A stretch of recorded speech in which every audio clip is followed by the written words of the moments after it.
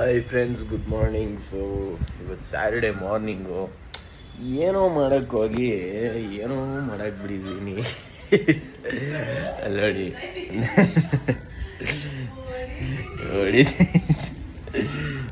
ನೋಡಿ ಏನಂದರೆ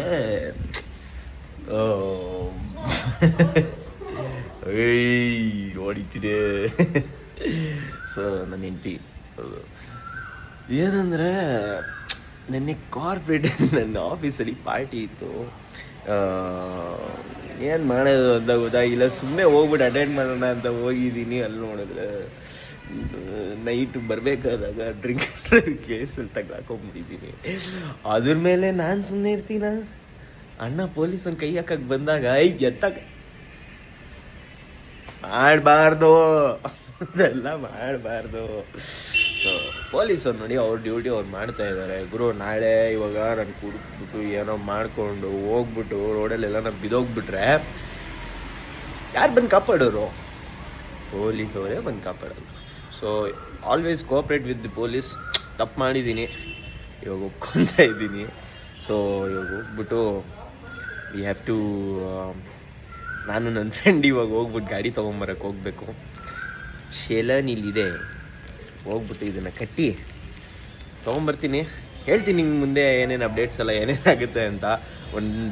ಒಂದು ಡಿ ಡಿ ಕೇಸಿನ ಕತೆ ಅಂತ I can name this vlog. Okay, ಸಿಗೋಣ.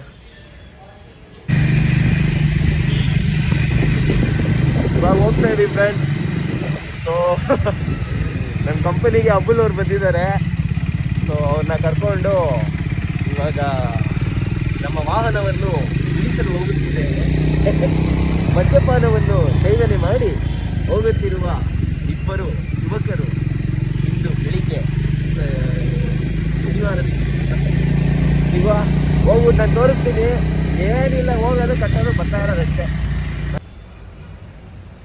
ಅಲ್ಲ ಆಫೀಸರ್ ಅಂತಲ್ಲಪ್ಪ. ಈಗ ಇದು ನಾಳೆ ಏನಲ್ಲಪ್ಪ ಅವರು ನಮ್ಗೆ ಸಾಹೇಬ್ರನ್ನ ಹೇಳ್ಬೇಕಲ್ಲ, ಸಾಹೇಬ್ರನ್ನ ಹೇಳಿಲ್ಲ ಹಂಗೆ.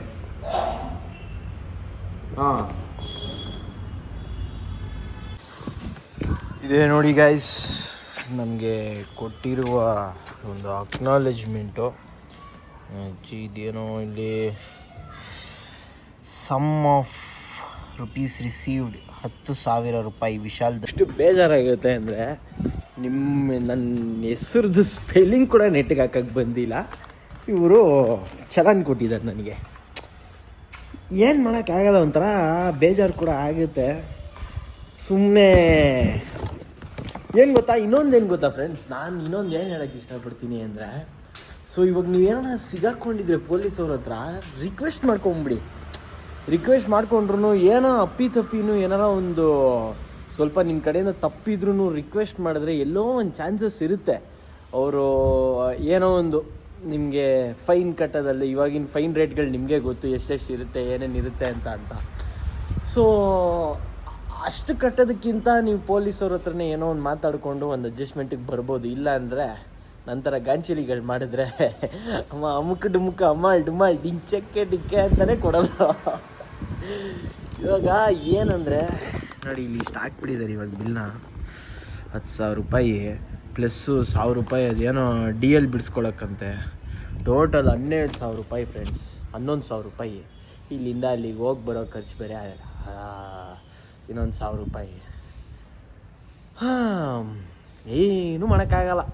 ಒಂದು ಆಫೀಸ್ ಪಾರ್ಟಿಗೆ ಹೋಗಿ ನೋಡಿ ಈ ಥರ ಎಲ್ಲ ಪ್ರಾಬ್ಲಮ್. ಇನ್ನೊಂದು ಏನು ಗೊತ್ತಾ, ಅವನ ಅಜ್ಜಿ ನಾನು ಕುಡ್ದೇ ಆಲ್ಮೋಸ್ಟು ಒಂದು 2-3 ವರ್ಷ ಆಗೋಗಿರ್ಬೇಕೇನೋ. I totally stop drinking. ನಾನು ಐ ಡೋಂಟ್ ಲೈಕ್ ಏನೋ ಗೊತ್ತಿಲ್ಲ, ಆಲ್ಕೋಹಾಲ್ ನನಗೆ ಸೆಟ್ ಆಗ್ತಾ ಇರಲಿಲ್ಲ. I totally stopped. ಏನೋ ಇವರು ಆಫೀಸವ್ರು ಸ್ವಲ್ಪ ಹೊಸ ಕಂಪನಿ, ಸ್ವಲ್ಪ ಸೋಷಲೈಸ್ ಆಗೋಣ ಹಂಗೆ ಹಿಂಗೆ ಅಂತ ಹೇಳ್ಕೊಂಡು, ಅದು ಸರ್ಜಾಪುರ್ ಮೇನ್ ರೋಡಲ್ಲಿ. ಹುಷಾರಾಗಿರಿ ನೀವು ನೆಕ್ಸ್ಟ್ ಟೈಮ್, ಇಲ್ಲ ಅಂದರೆ ಈ ಥರದ ಒಂದು ಚಲನು ನಿಮ್ಮ ಹೆಸರಲ್ಲೂ ಬರುತ್ತೆ. ಸಿಯೋ. ಇಷ್ಟೆಲ್ಲ ಆಗಿದ್ರು ನನಗೇನು ಖುಷಿ ಗೊತ್ತಾ, ನನಗೆ